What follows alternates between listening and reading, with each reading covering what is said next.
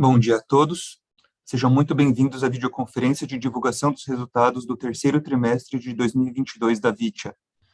Esta videoconferência está sendo gravada e o replay poderá ser acessado no site de RI da companhia, assim como no canal oficial do YouTube. A apresentação também está disponível para download. Informamos que todos os participantes estarão apenas assistindo a videoconferência durante a apresentação e, em seguida, iniciaremos a sessão de perguntas e respostas quando mais instruções serão fornecidas. Antes de prosseguir, aproveito para reforçar que as declarações prospectivas têm como base as crenças e suposições da administração da Vitia e as informações atuais disponíveis para a companhia. Essas declarações podem envolver riscos e incertezas, tendo em vista que dizem respeito a eventos futuros e, portanto, dependem de circunstâncias que podem ou não ocorrer. Investidores, analistas e jornalistas devem levar em conta que eventos relacionados ao ambiente macroeconômico, ao segmento e a outros fatores que podem fazer com que os resultados sejam materialmente diferentes daqueles expressados nas respectivas declarações prospectivas. Estão presentes nessa videoconferência o Sr. Wilson Romanini, CEO, o Sr. Alexandre Del Nero Friso, CFO e DRI, e o Sr. Henrique Monteiro Ferro, diretor de PIDI. Gostaria agora de passar a palavra ao Sr. Wilson Romanini, que dará início à apresentação. Por favor, Wilson, pode prosseguir. Bom dia a todos aí. Vamos hoje apresentar os resultados da Vitia aí no terceiro TRI. E, como o Thiago falou, vocês tendo dúvidas e esclarecimentos, nós vamos estar aí à disposição para auxiliá-los aí no final da nossa apresentação. Então, falando um pouquinho aí dos números da Vitia, né, vocês podem ver que a receita bruta, né, os produtos biológicos, que é uma coisa que nós temos enfatizado muito, no terceiro TRI foi de 99,9 milhões, um crescimento de 36,1% em relação ao terceiro TRI de 21. E quando a gente pega os 9 meses do ano, nós temos aí 153,7 milhões, um incremento de 41,7% em relação aos 9 meses de 21. Quando a gente pega a linha nossa específica de defensivo biológico, né, é um programa novo dentro da companhia, nós tivemos aí 54,7 no terceiro TRI de 22, 41,2 acima do terceiro TRI de 21. E quando a gente pega os 9 meses, nós fizemos aí 98,4 milhões, 46,4% acima dos 9 meses de 21. A nossa receita líquida consolidada totalizou no terceiro TRI 307 milhões, um incremento de 8,5% em relação ao terceiro TRI de 21. Quando a gente pega os 9 meses do ano, nós estamos com 621 milhões, 22,3% acima nos 9 meses de 21. O lucro líquido no terceiro TRI, nós tivemos 77,4 milhões, 37,9% maior do que o terceiro TRI de 21. E quando a gente pega aí os 9 meses de 22, 98,2 milhões, um crescimento aí de 51,1% em relação aos 9 meses de 21. O EBITDA ajustado, com o terceiro TRI de 22, nós fizemos 116,1 milhões, 27% a mais que o terceiro TRI de 21, e 158 milhões nos 9 meses, 36% acima aí dos 9 meses de 21. A parte nossa de CAPEX, né, nós tivemos aí um volume no terceiro TRI de 14,6 milhões, ele cai, mas em relação ao ano, nós temos aí um incremento de 26,7%, totalizando 49,8 milhões de reais.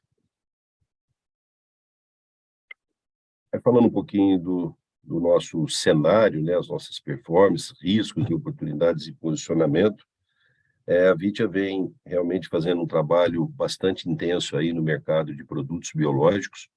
A gente lançou esse ano também um biofertilizantes, onde a gente tem aí uma ação bastante intensa, falando na performance dos macronutrientes, principalmente na questão do fósforo. Então, esse é o centro do nosso trabalho aí dentro da empresa. Quando a gente fala nisso, a gente fala realmente em novos produtos, né, dentro do mercado e também numa melhor formação do time comercial. A gente teve esse ano não só esse ano, né, de 22, mas também em 21, uma instabilidade gigante no mercado de NPK. Esse mercado ele foi muito complicado esse ano, né? A gente teve aí no início do ano uma expectativa de falta de insumos e, na verdade, acabou sobrando NPK no mercado.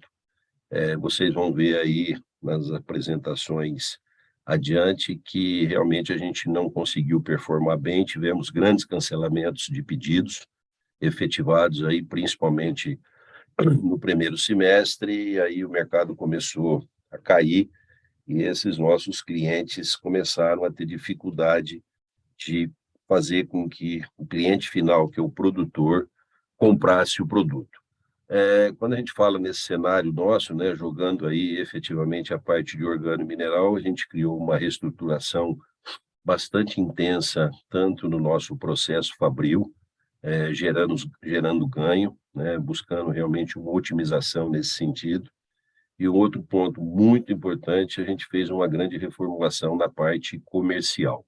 A gente segregou essa linha dentro da Vitia. A Vitia é uma empresa que tem um portfólio muito extenso e a gente ficou muito claro que o time que estava aí fazendo basicamente tudo, dentro da própria orientação da companhia, focando efetivamente aí os biodefensivos, né, os produtos biológicos e também os fertilizantes especiais, os fertilizantes foliares, a gente viu que nós precisávamos construir um time diferente nesse sentido. Então, a gente espera aí que no ano de 23 a gente comece a atingir aí a performance desejada nesse mundo de organo-mineral.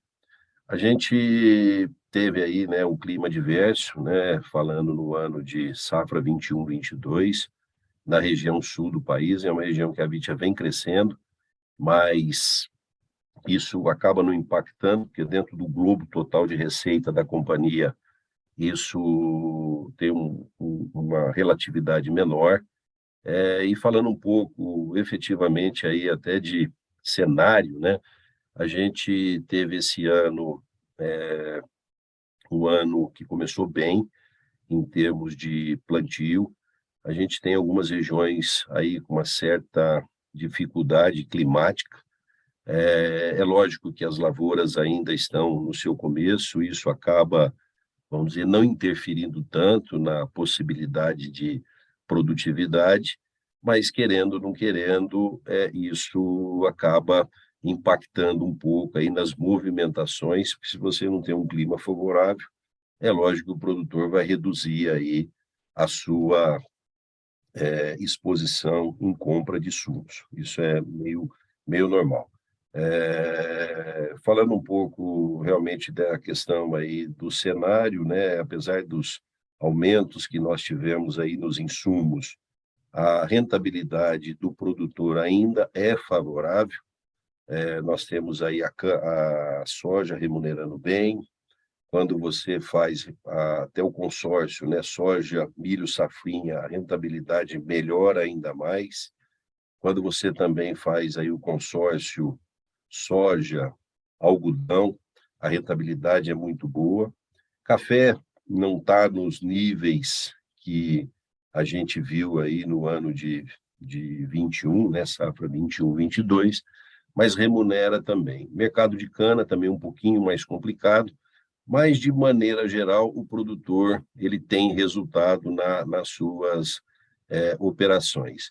Nós tivemos aí, da Ucrânia com a Rússia, como eu falei para vocês agora mesmo, existia uma expectativa muito grande de escassez de insumos, isso não aconteceu.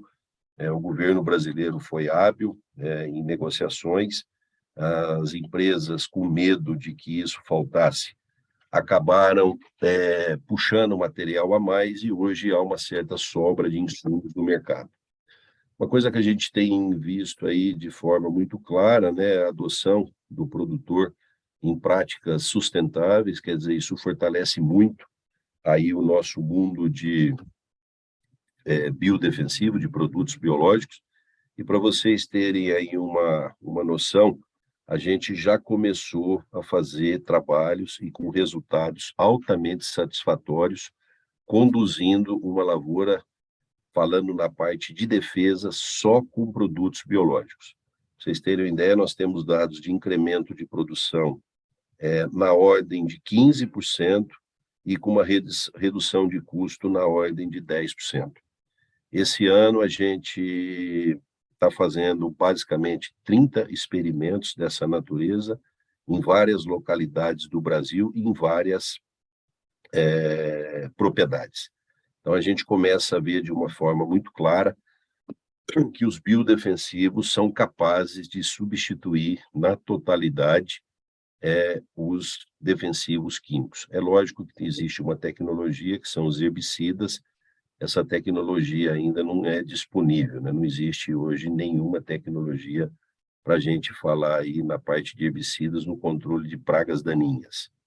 Mas são coisas que a gente está estudando, demanda um tempo, e eu acho que no futuro a gente pode ter alguma coisa aí para também competir nesse mercado. A VIT em si, né, ela continua aí com o seu plano de investimento, de uma forma bastante intensa, tanto no nosso PDI, quanto na nossa plataforma comercial. A gente vem desenvolvendo um trabalho bastante intenso, quando a gente fala na plataforma comercial, de aculturar cada hora mais toda essa equipe para que ela tenha aí uma grande performance dentro do mercado. Para vocês terem uma ideia, essa semana nós fizemos o VIT Expert, nós pusemos dentro da Vitia em torno de 100 pesquisadores e consultores de todo o Brasil. Então, o trabalho está sendo muito intenso nessa catequização aí, falando na parte de biodefensivo. E, lógico, falando na parte também aí dos fertilizantes biológicos. E a gente vem trabalhando aí de uma forma intensa, acho que o Henrique pode falar um pouco mais para vocês, na questão de desenvolvimento de novas tecnologias e aprimoramento das tecnologias atuais no que tange aí a parte nossa de biodefensivo. Passo agora a palavra para Alexandre Friso.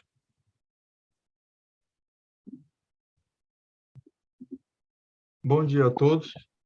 Agora entrando no detalhe, né, da performance financeira, a gente teve um trimestre, né, onde a gente teve crescimento na linha de fertilizantes foliares, defensivos biológicos e inoculantes, as linhas de biológicos, né, demonstrando um crescimento robusto, né, apesar do cenário desafiador, né, como o Wilson comentou, esse ano foi um cenário de muita instabilidade, né, para o produtor.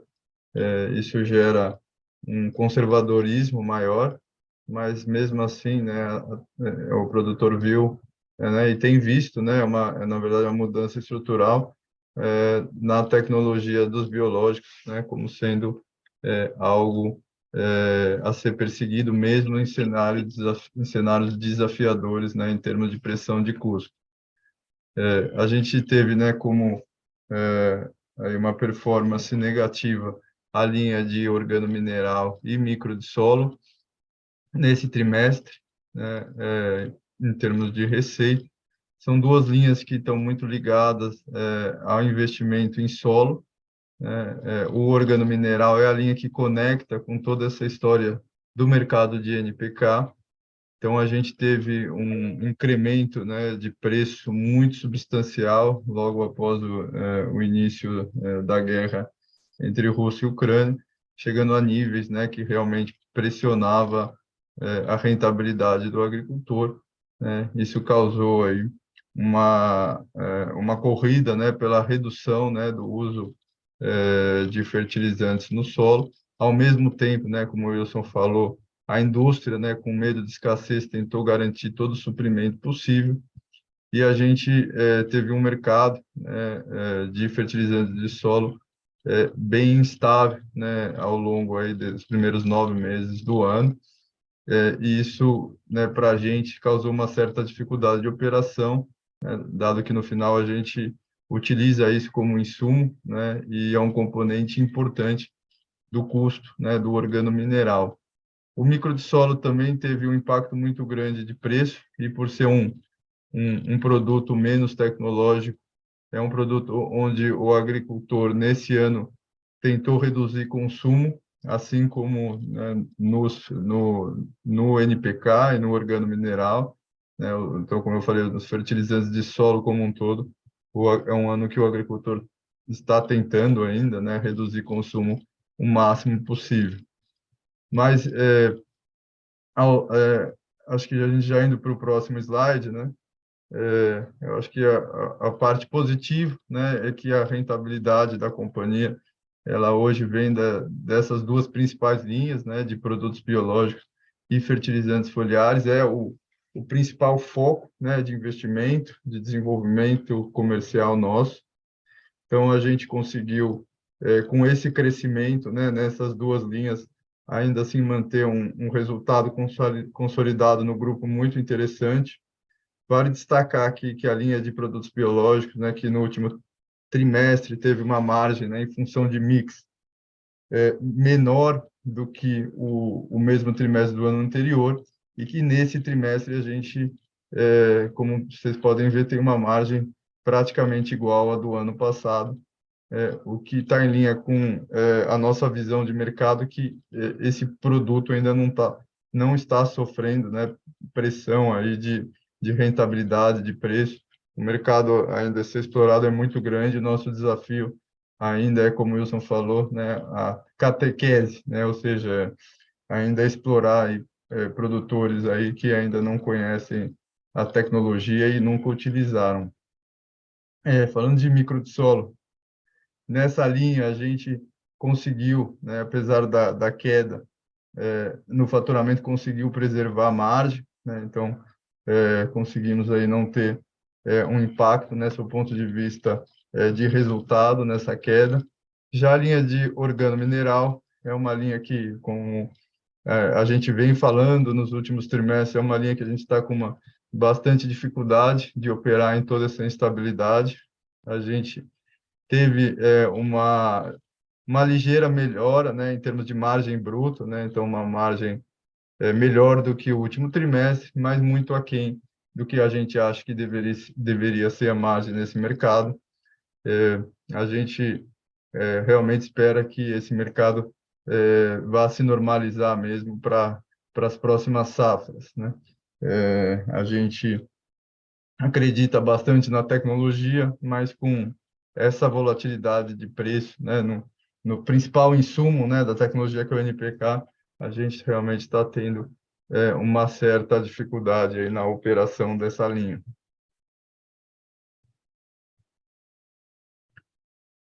Entrando na parte de despesa, né, a gente continua, como o Wilson falou, estruturando nosso time comercial, expandindo toda a nossa estrutura industrial e, obviamente, de suporte, né? A estrutura de suporte administrativa também andar junto, buscando, né, se preparar, né, para muitos anos aí de crescimento nos produtos biológicos. Então, a gente está com um ritmo importante aí de crescimento das despesas, mas muito controlado, né, quando a gente pensa em relação ao faturamento do grupo. Isso é uma estratégia, né? A gente eu sempre dou esse direcionamento, que a gente investe, né, nessa estrutura comercial e de equipe ao compasso que a gente cresce vendas, né? Então a gente calibra isso também para não comprometer rentabilidade, né? Mas também que não é o momento ainda da gente segurar os gastos, né, para aumentar, né, a geração de caixa. A gente está numa calibração para crescer e investir. Aí acho que, só para explicar, esse trimestre teve um evento não recorrente. A companhia tinha uma aeronave, né, um modelo King Air, uma aeronave bem antiga, e a decisão da administração foi a venda da aeronave, e ao invés da aeronave, que é importante, né, para a nossa estratégia comercial, em termos de proximidade de cliente, a gente entrou no modelo de compartilhamento, né? Então, ao invés de buscar uma aeronave mais nova, a gente decidiu um modelo de compartilhamento que é mais eficiente, e a venda dessa aeronave gerou aí um resultado excepcional nesse trimestre.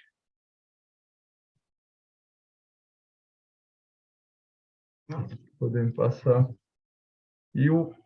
Então, o resultado, né, de todos esses movimentos é que a gente, mesmo num cenário desafiador e com uma performance um pouco aquém, né, nessas linhas de fertilizantes de solo, a gente consegue entregar um crescimento de EBITDA ajustado significativo, e também um crescimento de margem EBITDA, muito em função do crescimento das linhas que a gente põe foco, que são as linhas de maior rentabilidade. Atualizando, né, os nossos projetos de investimento, a gente está em curso, né, com ampliação da nossa planta de biológicos. A gente tinha uma estimativa, né, que ela ficasse pronta ainda esse ano, mas a estimativa revisada é que ela fique pronta no primeiro trimestre do ano que vem. Esse atraso, de uma certa forma, já era uma possibilidade, né, que a gente considerava desde o início, desde a aprovação, né, porque a gente sabe que esse mercado de suprimentos ele ainda não está 100% normalizado, então a gente ainda enfrenta atrasos, né, na entrega de alguns equipamentos importantes, né, para essa ampliação, mas isso está dentro aí do nosso planejamento, dado que a disponibilização da capacidade esse ano seria apenas, né, como uma forma de ter uma flexibilidade maior, não seria necessária. O importante é que essa capacidade esteja disponível para a próxima safra, e isso a gente não tem dúvida que vai acontecer. Também ressalto que teve uma pequena mudança aí de capacidade, na verdade, uma mudança, né, não tão pequena, uma mudança de capacidade para essa fase 2, né, estimada, que ela já chegaria aí a 5 milhões de quilos ou litros. Tá? Essa é uma mudança muito em função aí de estimativa de mix, né, e produtividade das linhas.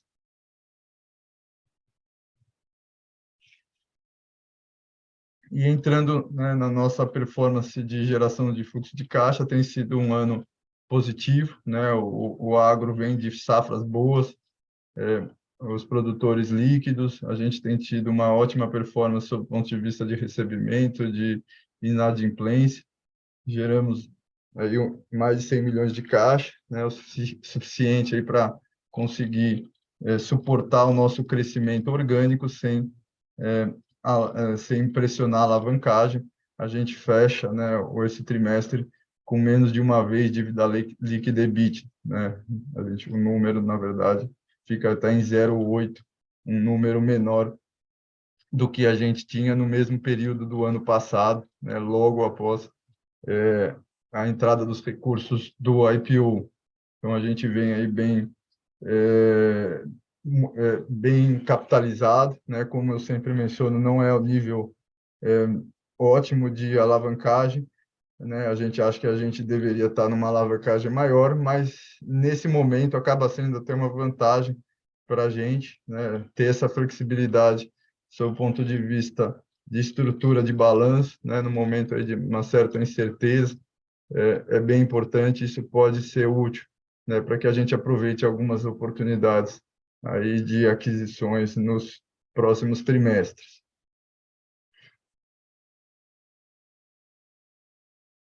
E falando, né, de resultado financeiro imposto, né, a gente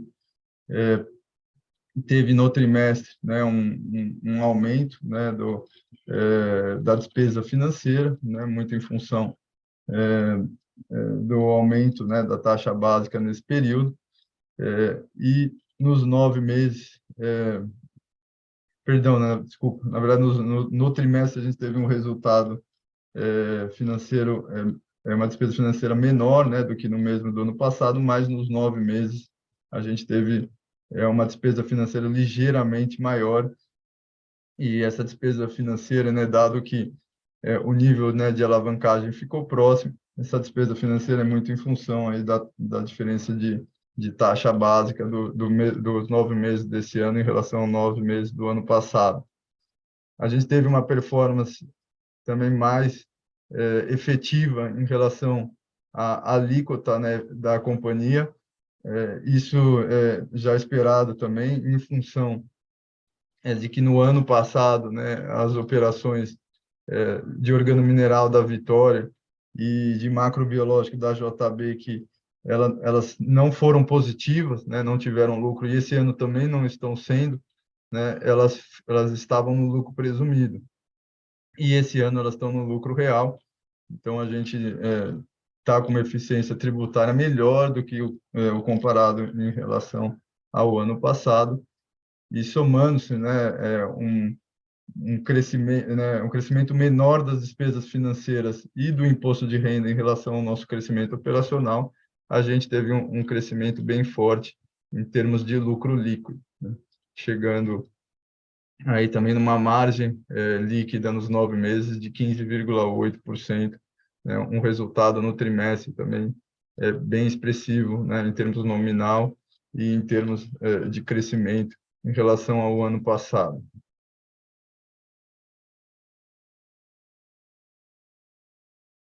Agora eu passo para o Henrique falar dos nossos gastos de PDI. Obrigado, Alexandre. Bom dia a todos. A Vitia segue com um propósito aí forte de continuar aumentando os investimentos em pesquisa, desenvolvimento e inovação, né, principalmente com foco no desenvolvimento de produtos, né, biológicos para o mercado de biológicos, né, tanto para defensivos biológicos, né, quanto para os fertilizantes biológicos. Em relação aos investimentos, né, comparado com o ano anterior, o ano de 2021, né, o total de investimentos, né, nós tivemos um aumento, né, um incremento de 42% no investimento em PDI em relação aos 9 meses, né, os primeiros 9 meses acumulados de 2021. Né. Estratificando, né, das linhas de biológicos e fertilizantes, né, o produtos biológicos teve um incremento de 34%, né, em relação aos 9 primeiros meses de 21, né, e de fertilizantes, né, nós tivemos um incremento aí de 72%, né, em relação ao ano anterior. Esse incremento, né, foi mais especificamente por conta de um investimento relevante que nós fizemos no departamento, né, de P&DI de fertilizantes, onde nós investimos, né, em um equipamento muito importante para dar agilidade no desenvolvimento de novas fórmulas e adaptações de fórmulas de fertilizantes especiais, né? Esse equipamento faz a predição da estabilidade físico-química dos protótipos que estão em desenvolvimento. Em relação ao investimento, né, em P&DI, a receita da companhia, receita líquida, né, nós tivemos, né, uma variação aí de 0,4%, né, em relação ao mesmo período do ano passado, né? E em relação aos lançamentos, né, aos registros das tecnologias, né, em 2022 nós tivemos, né, a regulamentação de dois novos produtos macrobiológicos, né, 2 novos parasitóides para o controle de pragas, né, principalmente, né, para o controle da praga, né, da lagarta do eucalipto, né, e também um outro parasitóide para o controle da broca da cana. E um microbiológico, nesse caso aí, que é o nosso fertilizante biológico, né, o MLX, né, que é um solubilizador potencializador de nutrientes no solo para disponibilizar para as plantas. E também nós recebemos 6 novas, né, recomendações, né, aprovações de recomendações técnicas, né, para, né, utilização em novos alvos biológicos aí para o nosso portfólio de defensivos biológicos. Eu retorno a palavra para o Wilson agora. Então, vai para o friso. Desculpa, por friso. Só O Wilson abriu falando o áudio, eu pensei que rapidamente, era... né, da nossa parte de mercado de capitais, né, a gente teve aí um trimestre de recuperação no nosso preço, né, a gente entende que a gente está, isso é justificado, né, essa queda, né, que ocorreu, né, ela não das ações não foi acompanhada pelo nosso resultado, como a gente vem reportando aí trimestre a trimestre, né? Tivemos trimestres recorrentes, né, de aumento no resultado. A gente continua aí com a nossa empresa saudável, né, com uma perspectiva aí favorável. E a gente, falando do nosso, né, plano de recompra, a gente executou, né, até 30/9, 750 mil ações, né, o que representa 37,5% do limite aprovado, né, sendo um plano aí que a gente tem 12 meses, e vamos sempre utilizar aí de forma estratégica, né, para beneficiar aí os acionistas da nossa base, né, caso ocorra aí algum descompasso, né, muito importante aí da Vitia com o mercado.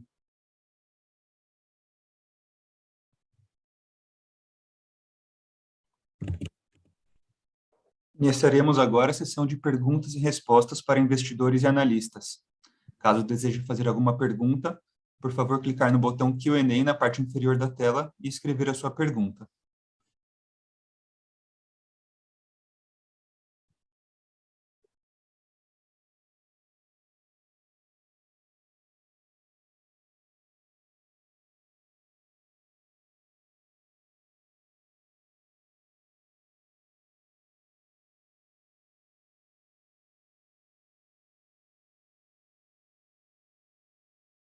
Nossa primeira pergunta vem do senhor Ricardo Ori, estudante da FEA USP. Por que a Vitia está perdendo receita no Mato Grosso, mesmo com o crescimento de 20% comparado os 9 meses deste ano contra os de 2021? Ricardo, bom dia, tudo bem? Ricardo, como a gente passou aí para vocês, nós estamos promovendo uma reformulação no nosso quadro de profissionais de campo.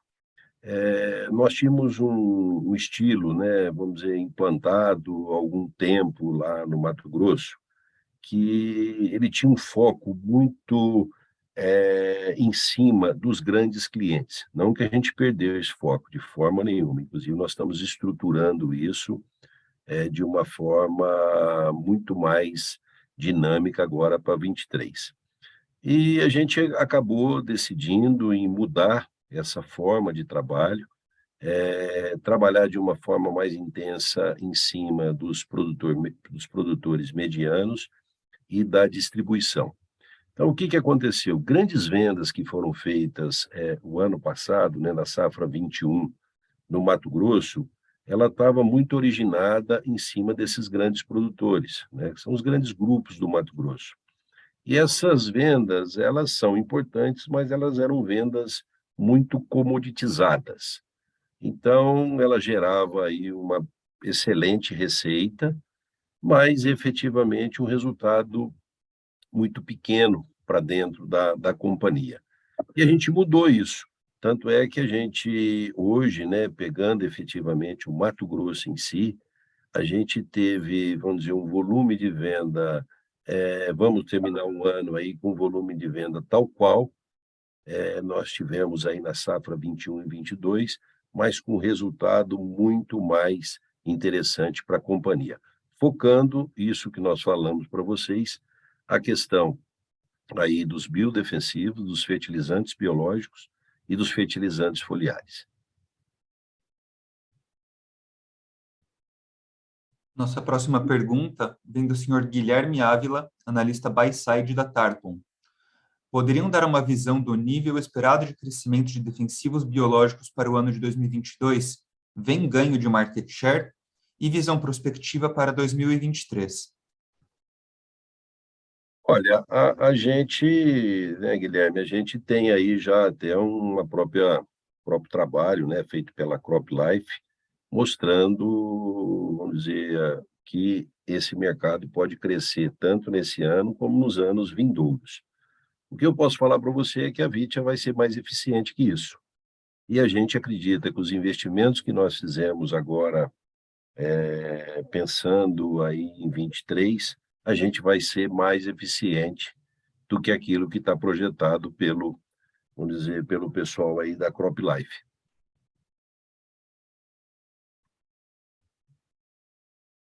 Nossa próxima pergunta vem do senhor Gustavo Nedel, investidor. Uma regulamentação de biológicos que permita a produção e comercialização em fazendas preocupa a Vitia? Olha, até depois eu vou pedir um pouco mais de ajuda aí para o nosso Henrique. Isso não preocupa, Vítia. Na verdade, a gente vem sentindo de uma forma muito clara uma falta, vamos dizer, de vontade por parte daqueles que fizeram esse tipo de investimento. Essa semana mesmo nós tivemos com um grupo muito importante lá do estado de Goiás, da região de Rio Verde, que é o grupo GAPS e o GAS.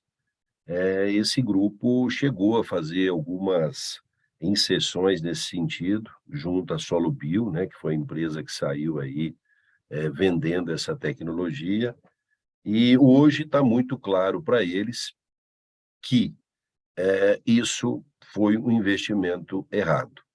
E um outro ponto muito importante, né, a gente que hoje está cada hora mais familiarizado com isso, está cada hora mais conhecedor disso, eu tenho falado muito, o fertilizante biológico, o defensivo biológico desse ano, pode ter certeza que ele não vai ser o que nós vamos apresentar em 23. E o que nós vamos apresentar em 24 vai ser melhor do que 23. Então, quando a gente pensa nessa questão, né, de uma produção on-farm, ela acaba perdendo todo o sentido em termos de geração de tecnologia. Hoje a Vitia tem mais de 70 profissionais envolvidos em PDI.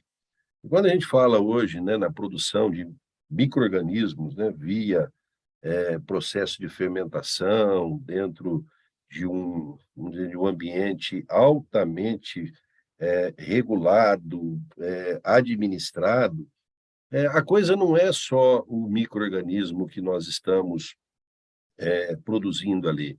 Existem outros efeitos, né, o que tangem metabólitos, que vão ajudar demais a performance desses micro-organismos. Então, é o que eu sempre falo, a propriedade que tentou isso, se ela não partir por um processo realmente industrial, profissionalizado, uma empresa, ele vai fechar a fábrica. Nós já vimos isso no passado, com os inoculantes, nós não temos nenhuma biofábrica de inoculante que foi formada aí há 20 anos atrás, todo mundo fechou, vamos dizer, os seus fermentadores aí nessa questão.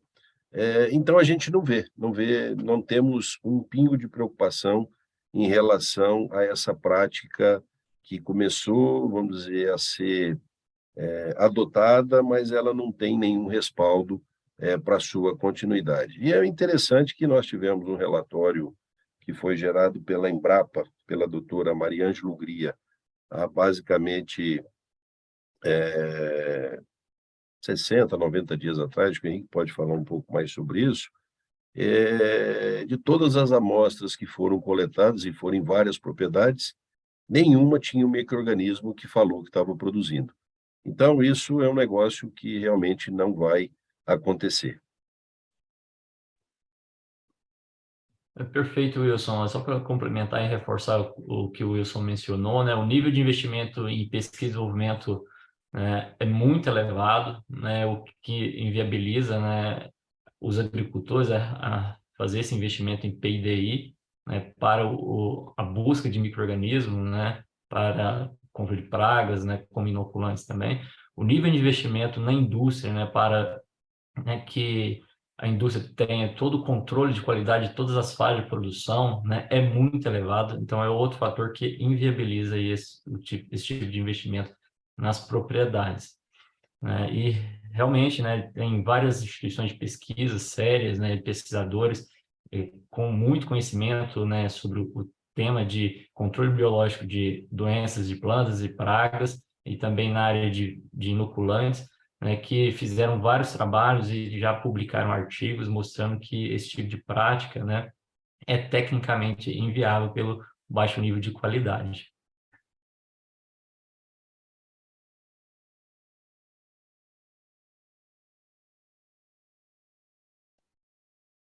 Lembrando que para fazer perguntas, basta clicar no botão Q&A na parte inferior da tela e escrever a sua pergunta. Nossa próxima pergunta vem do senhor Pedro Luiz Silva Fonseca, analista sell-side da XP Inc. São duas perguntas. A primeira é: poderiam dar um pouco mais de detalhes sobre a carteira de pedidos no quarto trimestre? Sei que não passam guidance, mas um qualitativo de volume e mudança no mix de receita seria ótimo. Comentaram sobre a dificuldade em organominerais. Alguma outra linha pode compensar esta queda no quarto trimestre? A segunda pergunta é: Henrique comentou sobre o aumento de P&D e aquisição de novo maquinário. Poderiam dar um pouco mais de cor nesse aumento de P&D? Implica em um aumento do pipe de lançamentos, alguma nova linha, ou é mais um efeito inflacionário? Olha, Pedro, falando em carteira de pedidos, a gente tem carteira de pedido, está em linha com aquilo que a gente, vamos dizer, projetou aí para o ano. A gente está vivendo agora, né, um momento, vamos dizer, pós-eleição. A própria eleição, ela teve aí uma, vamos dizer, uma perturbação dentro do mercado. A própria entrada do governo PT, isso deixou ainda mais o agricultor preocupado. Mas o que eu posso dizer para você é que nós temos carteira, né? Estamos trabalhando para essa carteira sair. Isso tem carteiras que são 100%, vamos dizer, firmes, que são aquelas carteiras junto a produtores rurais, né? A Vitia tem uma característica de atendimento a produtores rurais, e nós temos uma carteira que são com os nossos distribuidores. É lógico que isso a gente precisa conciliar com eles, junto com a nossa equipe, e fazer isso rodar. O que eu posso dizer para você em termos de carteira: a gente tem uma carteira em linha com aquilo que a gente projetou dentro do ano. Em relação a organomineral, né, a substituição, né, por outros produtos, ela é o que nós estamos, vamos dizer, trabalhando para isso, né? O organomineral, realmente, a gente está tendo uma dificuldade grande, aí pelos pontos que nós já falamos para vocês. Agora, quando a gente fala em organomineral, a gente fala em muito volume. Então, nós não temos, né? A gente trabalha com micronutrientes, trabalhamos com biodefensivos. Então, ter linhas dentro da nossa empresa para superar essa queda no volume de organomineral, nós não temos possibilidade. O que a gente hoje trabalha, né, de forma muito intensa, é porque a gente atinja aí efetivamente o nosso EBITDA projetado para o ano.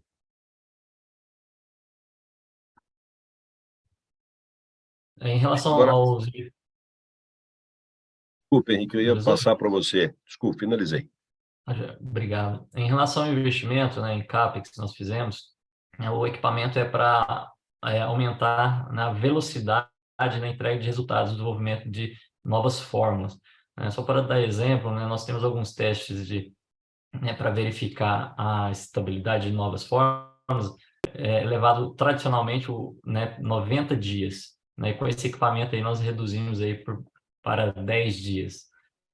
Então, um ganho de velocidade muito grande, né, para a entrega de resultados, né, de novas fórmulas, né, e adaptações de fórmulas, né, que é o nosso dia a dia do P&D de fertilizantes, né.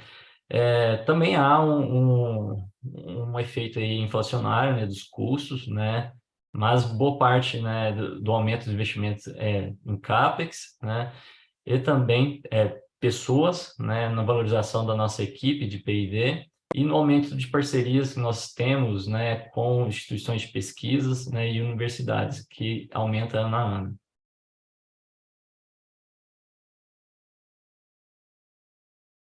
Nossa próxima pergunta vem do senhor Joaquim Atier, analista sell-side do Citi. Bom dia, Wilson e Alexandre, parabéns pelos resultados. O que o management da Vitia espera em relação ao NPK nos próximos trimestres? O que podemos esperar daqui para frente em relação à linha de organominerais? Por fim, poderia nos dar uma cor em relação ao CAPEX para 2023? Obrigado. Joaquim, o que está acontecendo, né? A gente teve aí, né, e para mim é muito claro que o aumento de preço que houve aí dos NPKs, isso não foi por falta de insumos, foi muito mais pela percepção aí dos grandes jogadores, né, nesse mundo, de que eles poderiam melhorar o seu resultado, visando tirar parte do resultado aí do produtor rural. Essa é a técnica. Então, houve aí um substancial aumento, né, falando efetivamente aí da própria pandemia, com dificuldade de extração, com dificuldade logística, mas o peso maior de toda a história foi isso, é a tal da relação de troca. Quando isso, vamos dizer, nós começamos a ter um término na pandemia, ela, né, menos complicada, existia uma tendência de queda aí dos NPKs, aí veio a guerra da Ucrânia com a Rússia, e aí veio-se uma nova especulação, que a falta principalmente de potássio seria uma coisa maluca, e assim, essa falta não aconteceu. Então, hoje, a gente tem aí os preços, né, dos NPKs caindo, não vão chegar de forma nenhuma nos preços que a gente viu aí há 2, 3 anos atrás, não volta mais aí num potássio de $300 de forma nenhuma. Naquele momento existia realmente uma super oferta e uma demanda um pouco mais segura, mas a gente entende que vai chegar, vai ficar aí no meio termo. Eu acho que esse é o ponto aí da questão.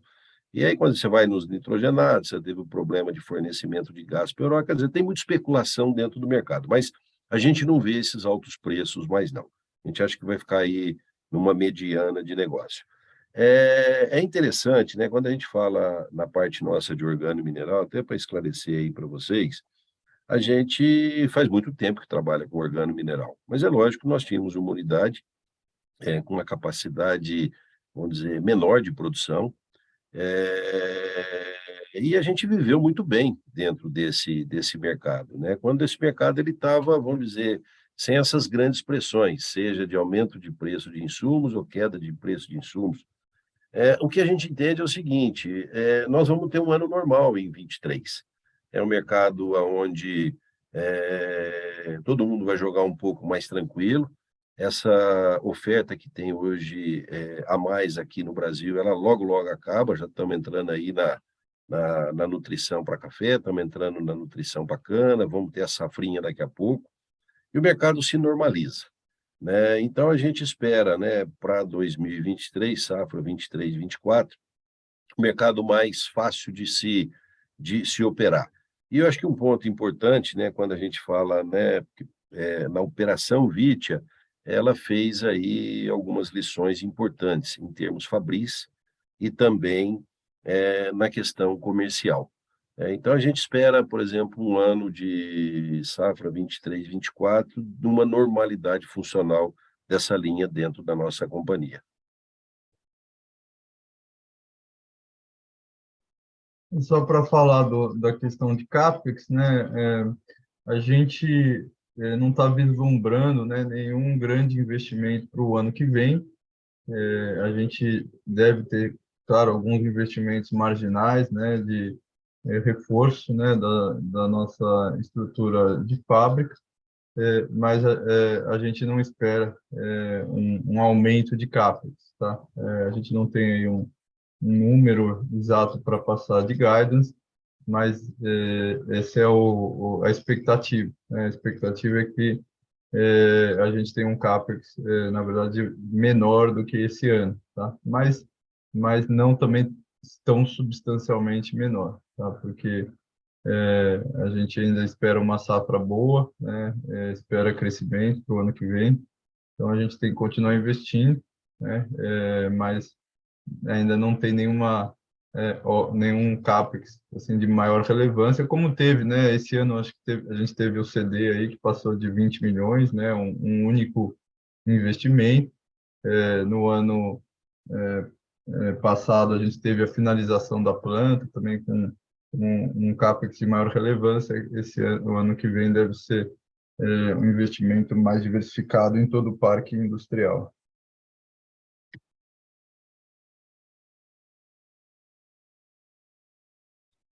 Nossa próxima pergunta vem do senhor Guilherme Ávila, analista buy-side da Tarpon.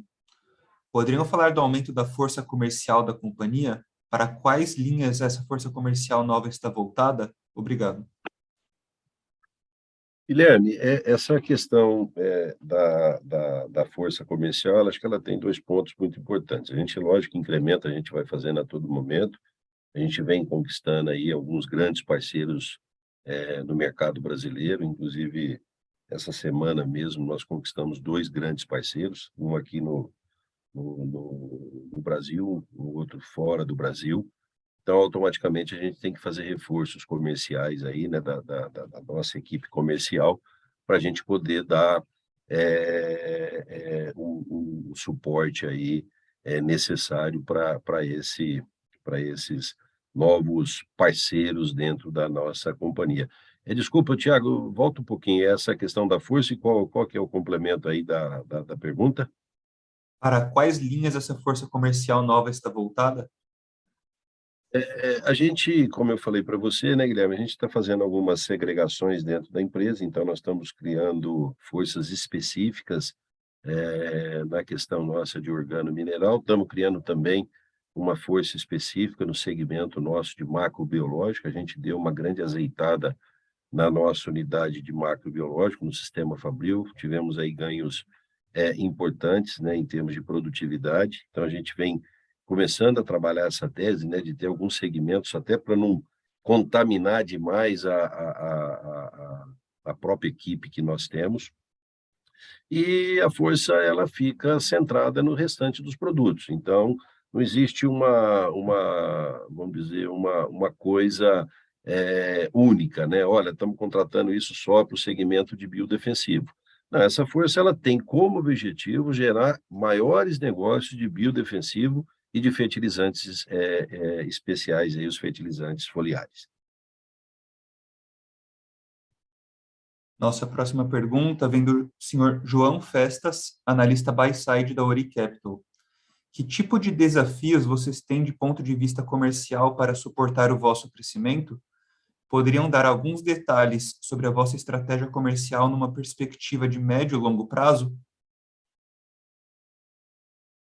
Olha, desafio, eu acho que desafio nós temos a todo momento, né? Então, a gente hoje, quando a gente fala nessa força comercial, a gente vai entendendo as movimentações como um todo dentro da companhia, conforme citei aí, a gente agregou, né, parcerias muito importantes, né, aí pensando na safra 23, 24, e diante disso, a gente vai equacionando essa força para dar total suporte no negócio. É lógico que a gente tem dentro da nossa, vamos dizer, estratégia, né, comercial, aonde nós temos que efetivar mais, aonde nós temos uma certa deficiência em termos de parceiros, aonde a gente não está com um time muito coeso na parte técnica. É isso, João, vai acontecendo ao longo do tempo. O que eu posso falar para você é que a VIT, apesar de ser uma empresa altamente estruturada, né, no quesito comercial, sem dúvida, hoje, né, no nosso segmento, é a empresa que mais gente tem no campo, ou está entre as 2 ou 3 empresas com mais gente no campo, tem muita lacuna para ser preenchida. Agora, eu sempre digo o seguinte, né, não é colocar a pessoa, é colocar a boa pessoa para realmente exercer a demanda que nós necessitamos. Nossa próxima pergunta vem do senhor João Saldanha, analista buy-side da Sul América Investimentos. Este foi o primeiro trimestre que produtos biológicos igualou a soma de lucro bruto a todos os outros segmentos de negócios somados. Podemos imaginar como tendência biológico superar e passar a ser mais da metade da geração de resultado da companhia? Primeiramente, eu queria mandar um abraço para o João. Faz tempo que eu não falo com o João, então, e agora eu vou passar para o Friso aí, que é o expert aí nos planejamentos aí e análise da questão. É, assim, é a nossa tendência, né? A gente, sem dúvida, espera um crescimento, né, mais acelerado da parte de biológicos, Não que a parte, né, de fertilizantes especiais não vá crescer, né, como ela tem demonstrado aí, ela tem potencial de crescer num ritmo muito saudável, mas os biológicos vão ter um crescimento mais acelerado, sem dúvida, e não enxergando, né, essa pressão de margem, né, a gente vendo a sustentação de margem, é sim natural, né, que em algum momento essa linha aí vai passar, né, em termos de resultado, né, a representar mais aí do que os 50%, né. Claro que esse trimestre, né, é um trimestre onde o biológico tem muita representatividade, vamos olhar ao longo do ano, mas é essa expectativa, sim, né, a gente está só no começo, né, dessa migração estrutural para biológico, como o Wilson falou, a gente tem aí evoluído, né, na questão do tratamento biológico, né, onde pode ser inserido, né, existe aí já algumas iniciativas, né, para a substituição do biológico, não só na parte de nematicida, mas como fungicida. E o mais importante, né, tem muita coisa por vir aí em termos de tecnologia, né, produtos, né, como a gente fala, mais eficientes. Então, o futuro aí, sem dúvida, para o biológico, ele promete ser um futuro de muitas oportunidades. Nossa próxima pergunta vem do senhor Ricardo Ori, estudante da FEA-USP. A leve queda de margem de biológicos 9 meses 21 versus 9 meses 22 foi piora de mix ou preço? Na verdade, a gente comentou, né? Eu comentei no trimestre passado, né? A gente teve uma questão de mix, né? Os produtos, né? A gente tem produtos com margens distintas, né? Na linha de biológicos, né? Não é um único produto. Às vezes uma linha tem uma performance melhor do que a outra, né? Isso é natural, né? Em função aí de condições do mercado. Então, foi aí, eu acho que esse trimestre, né, já a margem ficou praticamente a mesma, né, do ano passado. Então, a flutuação, né, nesses níveis é uma questão natural, né? Isso é normal de acontecer.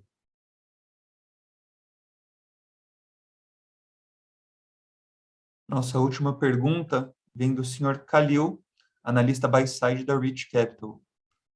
Podem comentar um pouco quanto do MELI-X foi representativo nesse trimestre? Olha, Calil, eu não vou ter esse dado agora, não sei se você tem, Friso, eu acho que não tem esse dado do MLX.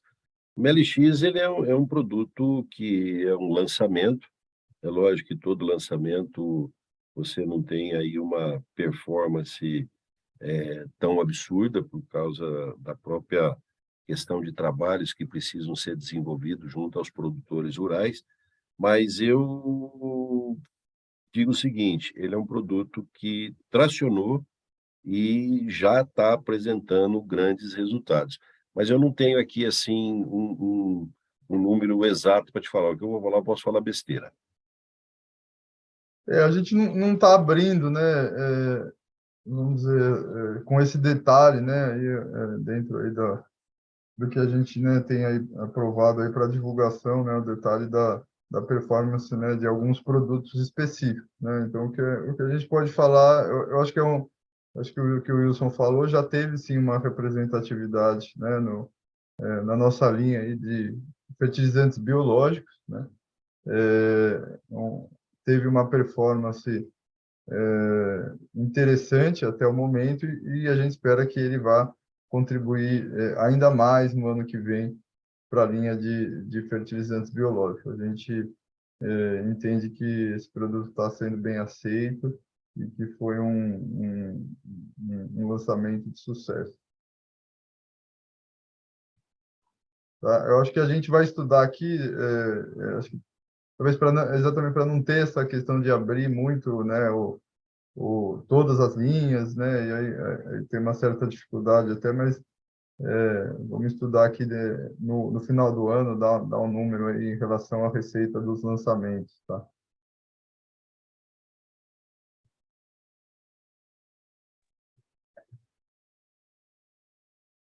A sessão de perguntas e respostas está encerrada. gostaríamos de passar a palavra ao senhor Wilson Romanini para que faça as considerações finais da companhia. Obrigado a todos aí que estão nesse momento conosco, que vêm observando a VIT. O que a gente sempre diz é o seguinte, né? A gente está num mercado muito interessante, né? O agro brasileiro é a mola propulsora desse país. A VIT é uma empresa aí com mais de 50 anos, trabalhando para levar efetivamente resultado ao produtor. Essa é a nossa tese ali dentro. Cada produto que a gente coloca no campo, a gente quer que o produtor tenha a sensação clara de que aquilo valeu a pena e trabalhando com toda a responsabilidade, né? A própria abertura do capital nos deixou ainda mais firmes no processo de governança, uma empresa que preza de forma muito intensa pela ética, pela responsabilidade no que faz, e é isso. Temos aí um ano de 23 com um governo novo, um governo temido pelo agro, vocês sabem disso, mas eu acho que as coisas continuam do mesmo jeito, que nós temos que trabalhar mais e fazer mais. É isso. Esse é o recado que eu queria deixar para vocês. E, mais uma vez, meu muito obrigado. A videoconferência da VIT está encerrada. A área de Relações com Investidores está à disposição para responder as demais dúvidas e questões. Agradecemos a participação de todos e tenham um bom dia.